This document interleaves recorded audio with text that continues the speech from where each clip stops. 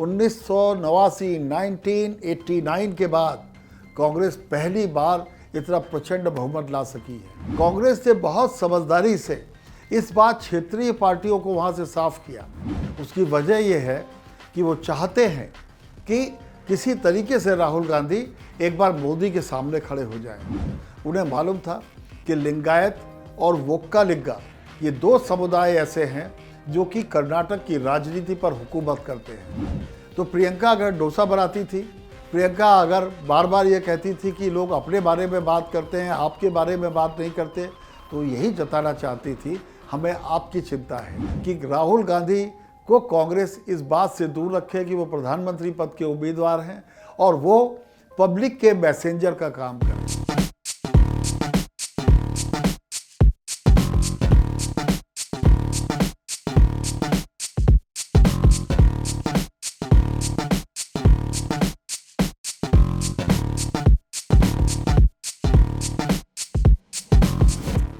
वो साल 1983 की एक गर्म शाम थी।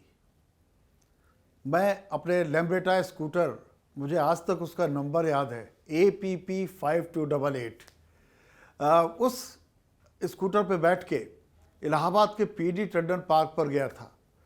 पार्क भर गया था, भीड़ थी, प्रेस गैलरीज तब बनती नहीं थी क्योंकि पत्रकार बहुत कम होते थे। तो मैंने उस स्कूटर को वहीं खड़ा किया बाहर, और चूंकि लाउड स्पीकर लगे हुए थे, मैं उसी स्कूटर पर बैठ के प्रतीक्षा करने लगा। वो शाम इसलिए महत्वपूर्ण थी कि चंद्रशेखर वहाँ आने वाले थे। चंद्रशेखर भारत यात्रा पर निकले हुए थे और कश्मीर के बारे में, पंजाब के बारे में, देश के बारे में, गरीब गुरबा के मामले में, विदेश के बारे में हर एक पर उनकी एक निश्चित और मुकम्मल राय हुआ करती थी। वे उस राय को तीखे शब्दों में व्यक्त करने से भी नहीं चूकते थे। तो मेरे लिए एक पत्रकार के नाते और एक जागरूक युवक के नाते ये जरूरी था कि मैं उस दिन चंद्रशेखर को सुनता और मौका मिलने पर उससे सवाल पूछता। चंद्रशेखर आए, बैठे। किसी ने उनसे पहले भाषण में कहा, महान भारत यात्री। चंद्रशेखर जी ने जब बोलना शुरू किया, उनका जब नंबर आया, तो उन्होंने पहले ही कहा कि इस देश की सबसे बुरी बात है कि गांव बसता नहीं और चील पहले चक्कर लगाने लगते हैं। इस कहावत का मतलब ये है कि विनाशक पहले आ जाते हैं, आबादी या खुशहाली बाद में आती है। तो उन्होंने कहा, देखिए मुझे पागल मत कीजिए, मेरा दिमाग ख़राब करने का काम मत कीजिए, कृपा कीजिए, मैं इस देश का बाशिंदा हूँ और इस देश को जानने और इस देश को अपनी बात बताने के लिए मैं निकला। इसको किसी महानता से कोई मत जोड़िए, ये मेरा काम है। मुझे एक किस्सा क्यों याद आया, ये किस्सा मैं आपको क्यों बता रहा हूँ। हुआ ये कि अभी जब मैं अपने दफ्तर की ओर आ रहा था तो दीनदयाल उपाध्याय मार्ग पर नई दिल्ली के एक बहुत बड़ा बोर्ड लगा दिखा। राहुल गांधी की एक खूबसूरत सी तस्वीर थी और उस पर लिखा था, लोकतंत्र की आंधी है, दिल में राहुल गांधी है। मुझे ऐसा लगता है कि कांग्रेस के जिन सज्जन ने उसको लगाया होगा या जिन लोगों ने लगाया होगा, उनके मन में अच्छी फीलिंग रही होगी, लेकिन इससे भारतीय जनता पार्टी वाले ज़्यादा खुश होते होंगे। उसकी वजह यह है कि वो चाहते हैं कि किसी तरीके से राहुल गांधी एक बार मोदी के सामने खड़े हो जाएं। और देश की जनता अगर तय करना हो मोदी बनाम राहुल, तो आप भी जानते हैं आज की तारीख में परिणाम क्या होगा। और यही वजह है कि राहुल गांधी रह रहकर अपने को सिर्फ एक राजनीतिक कार्यकर्ता के तौर पर पेश कर रहे हैं। कर्नाटक के चुनाव को मैं बानगी के तौर पर देखूं। आप जब उनकी भारत जोड़ो यात्रा थी, उसका एक फ़ोटो याद करें। पानी बरस रहा था और उस बरसते पानी पर राहुल गांधी भाषण दे रहे थे और नीचे हजारों लोग उनको सुन रहे थे। जिस दिन ये हो जाए कि लोग आग की, पानी की, गर्मी की, सर्दी की चिंता किए बगैर आपको सुनने के लिए खड़े हो जाएं, तो आप जानिए कि आपने उस दिन पब्लिक इक्विटी बना ली है। और उसी का असर हमने अभी इन चुनावों में भी देखा। राहुल गांधी ने मेहनत रैलीज की, जमकर सभाएं की, लेकिन वो एक बात से बार बार बचते थे, वो कहीं भी किंग मेकर की भूमिका में नहीं आना चाहते थे। पहली बार गांधी परिवार ने आला कमान कल्चर को, जो उन्होंने ही बड़ी जतन से बनाई थी, जतन से पोसी थी कई दशक तक, उसको उन्होंने दरकिनार किया। वो बार बार अपने को कांग्रेस पार्टी के कार्यकर्ता के तौर पर पेश करते थे, वो आम आदमी के नुमाइंदे के तौर पर पेश करते थे। आपको याद होगा महिलाओं की बस में चले गए, महिलाओं से बात करते रहे, कुलियों के बीच जाके बैठ गए, उनसे बात करते रहे। बार बार वो ये जताते थे कि मैं आपके बीच का आदमी हूँ। और ये ब्रांडिंग बहुत ज़रूरी है, क्योंकि उनके सामने अगर प्रधानमंत्री मोदी से उनकी तुलना की जाए तो प्रधानमंत्री मोदी का आपको विनम्रतापूर्ण भाषण याद होंगे कि मैं तो एक पिछड़े परिवार में जन्मा, मैंने चाय बेची, मैंने मेहनत की और मुझे इससे कोई मोह नहीं है सत्ता से, मैं तो फ़कीर हूँ, कभी भी चला जाऊँगा। इस देश को अमीर भी इस देश में गरीबी को पसंद करते हैं। गरीबी यहाँ पर एक बिकाऊ मुद्दा है। तो राहुल गांधी पहली बार लोगों के बीच में इस तरह से दिखाई पड़े। आपको इस बार का भी एक किस्सा बताता हूँ।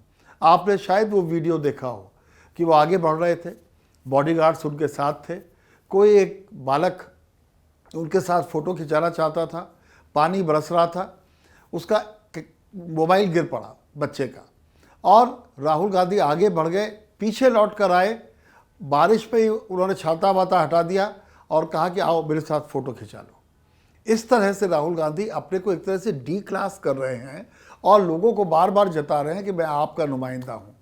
उसी तरह से अगर आप प्रियंका गांधी को देखिए तो डोसा बनाती दिखाई पड़ी, वो लोगों के बीच जाती दिखाई पड़ी और पहली बार कांग्रेस ने दो काम किए। एक तो स्मार्ट गेम था जिसको वो 1 साल से कर रहे थे। उन्हें मालूम था कि लिंगायत और वोक्का लिग्गा ये 2 समुदाय ऐसे हैं जो कि कर्नाटक की राजनीति पर हुकूमत करते हैं। वोक्का लिग्गा के सबसे बड़े लीडर देवगौड़ा हैं, उनके पास डीके शिव कुमार थे कांग्रेस के पास, और दूसरी तरफ लिंगायतों के जो सबसे ज़बरदस्त समुदाय है वहाँ, उसके सबसे बड़े लीडर येदियुरप्पा हैं जो कि बीजेपी में थे। तो बार बार उन्हें ये लगता था कि आखिर इसको तोड़े कैसे। तो देवराज अर्स एक हुआ करते थे, आपको शायद याद ना हो, 1970 के टाइम में उन्होंने कर्नाटक में अहिंदा एक नया फार्मूला दिया था और वो फार्मूला ये था, दलित, मुस्लिम और पिछड़े। अगर आप आज भी ध्यान दें तो मुस्लिम्स को हटा दें, अगड़े, दलित और पिछड़े ये जोड़ के भारतीय जनता पार्टी भी बहुत सी जगहों पर हुकूमत करती है। तो एक सोशल इंजीनियरिंग वो उस तरीके की कर रहे थे अलग अलग समुदायों के साथ। लेकिन वो ये जानते थे कांग्रेस के लोग कि महंगाई, बेरोज़गारी, इन चीज़ों को हमें अलग तरह से उठाना पड़ेगा और ये लोगों के दिल तक बात पहुंचानी पड़ेगी। तो प्रियंका अगर डोसा बनाती थी, प्रियंका अगर बार बार ये कहती थी कि लोग अपने बारे में बात करते हैं, आपके बारे में बात नहीं करते, तो यही जताना चाहती थी हमें आपकी चिंता है। और यही उनके 5 वायदों का मूल था कि हम इसको हर हाल में पूरा करेंगे, जिसमें महिलाओं के लिए, बेरोजगारों के लिए, तमाम लोगों के लिए गारंटी थी, समाज का एक बड़ा समुदाय उनसे जुड़ सके। अब अगर इस रिज़ल्ट को देखें, इस मेहनत का परिणाम देखें, तो मेहनत का परिणाम आपके सामने है। 1989 1989 के बाद कांग्रेस पहली बार इतना प्रचंड बहुमत ला सकी है। एक हकबकाई, घबराई, हारती हुई कांग्रेस के लिए एक बड़े राज्य की जीत बहुत ज़रूरी थी।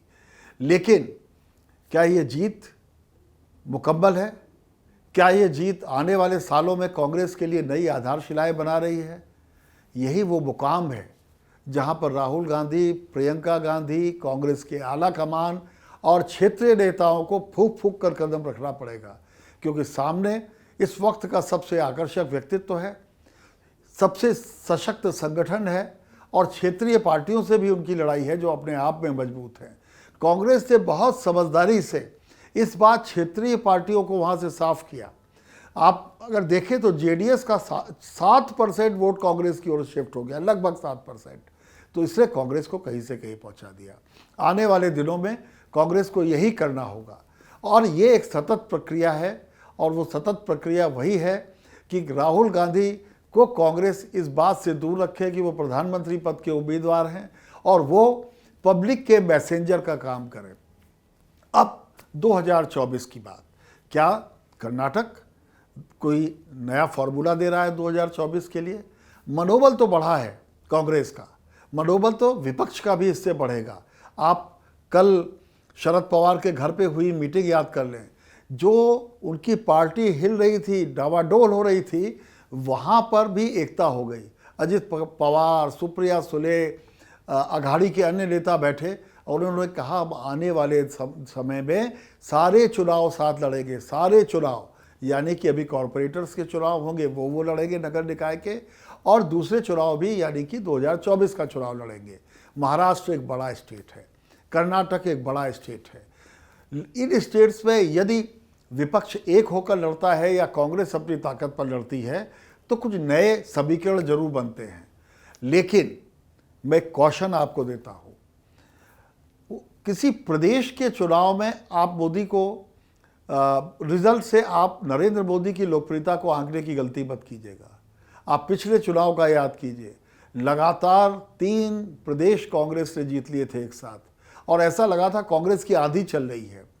उस चुनाव से पहले तक 80% चुनाव ऐसे हुए थे कि यदि प्रदेश के चुनाव और लोकसभा के चुनाव 6 महीने से 8 महीने के अंतराल में होते थे तो लगभग रिजल्ट वही आता था। लोगों ने मान लिया था कि भारतीय जनता पार्टी कमज़ोर हो गई।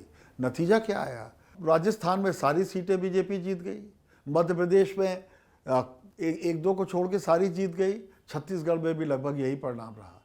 तो मोदी आज भी आकर्षक व्यक्तित्व हैं। जो सर्वे कांग्रेस को जिता रहे थे, जो सर्वे राहुल की लोकप्रियता बढ़ा रहे थे, वही ये भी बताते हैं कि थोड़े मोड़ी ऊंच नीच के साथ नरेंद्र मोदी 7 साल से लोकप्रियता के शिखर को मेंटेन किए हुए हैं। तो आने वाले दिनों में अगर मैं टेक अवेज की बात करूं तो कांग्रेस को 3 बातों का ध्यान रखना है। उसको अपने आला कमांडवाद से दूर रहना होगा, उसको सोशल इंजीनियरिंग पर यथावत जोर बनाना होगा, और उसको क्षेत्र के हिसाब से बदलना होगा। तीसरी बात, अल्पसंख्यक ऐसा लगता है कि देश के पैमाने पर उसके साथ जाएंगे, लेकिन इससे सामने वाले वोट ध्रुवीकृत न हो जाए, इसका उन्हें ख्याल रखना होगा। बजरंग दल वाली बात, जिसको भाजपा ने जिस तरह से इस्तेमाल किया कर्नाटक के चुनाव में, उस तरह की गलतियों से बचना होगा। शब्दों पर ध्यान देना होगा। बहुत कांग्रेस ने अपने में सुधार किया है, पर सुधार एक लगातार होने वाली प्रक्रिया है। अब भारतीय जनता पार्टी की बात। भारतीय जनता पार्टी के पास सबसे सशक्त नेतृत्व है, इसमें कोई दो राय नहीं। संसाधन बहुत अच्छे हैं, इसमें कोई दो राय नहीं। सबसे ज़बरदस्त संगठन है, इसमें कोई दो राय नहीं। और राष्ट्रीय स्वयंसेवक संघ का समूचा नेटवर्क उसको जिताने में लग जाता है, इसमें भी कोई दो राय नहीं। आने वाले चुनावों में, खासकर 2024 में, मैं अगर इस सारी चीज़ों को जोड़ता हूं और देश के मैप को एक जगह रखता हूं तो आपको ये बता दूं कि पिछली मई, अगर 5 साल पहले की मई को देखें, तब से कांग्रेस और बीजेपी दोनों की विधानसभा सीटों की संख्या में कमी आई है, दोनों के स्टेट्स में कमी आई है। इसका बहुत मतलब साफ है कि दोनों पार्टियों को फूंक फूंक के कदम रखने हैं। एक पुरानी लेकिन बड़ी घिसी पिटी कहावत है, वहीं से अपनी बात खत्म करता हूं। दोनों के लिए पनघट की डगर बहुत कठिन है।